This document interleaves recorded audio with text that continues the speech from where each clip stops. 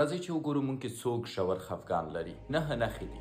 لومړی، تاسو احساس کوئ چې خفه یاست، دلیل یې معلوم نه دی. آیا دا لرئ؟ دوم، فکر کوئ چې پخوا مو کومو شیانو نه خوند اخیستو، اوس ورنه خوند نه اخلئ. دریم، اشتیا نه لرئ.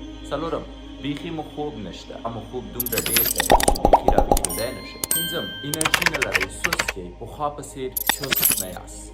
شپږم، فکر کوئ چې بې ارزښته یاست، څوک مو کیسه کې نه دي، څوک مو پروا نه لري. اووم، تمرکز کې مشکل، مثلا یو نفر درته خبرې کوي، ته بیخي پوهېږې نه چې څه وایي، په آخر کې ورته وایي کومه نښه؟ بېقراري لرئ، خبره معلومه نه ده، فکر کوئ چې یوه بده پیښه به کېږي. نهم، د مرګ اړوند فکرونه لرئ، یعنې خودکشۍ ته مو زړه کېږي یا شاید پلان جوړ کړئ چې ځان وژنه وکړئ. اوس په دې نهه نښو کې که چېرته پنځه لرئ، تاسو ژور خفګان لرئ، خو که په دې نهه نښو کې حتی څلور هم ولرئ، تاسو ژور خفګان نه لرئ. چېرته د پنځو یا د پنځو نه ډېرې نښې لرئ، هرومرو د یو ډاکټر سره وګورئ، ځکه ژور خفګان باید تداوي وشي یا د یو ملګري سره د خپلو ستونزو په اړه وغږېږئ او خپل زړه تش کړئ.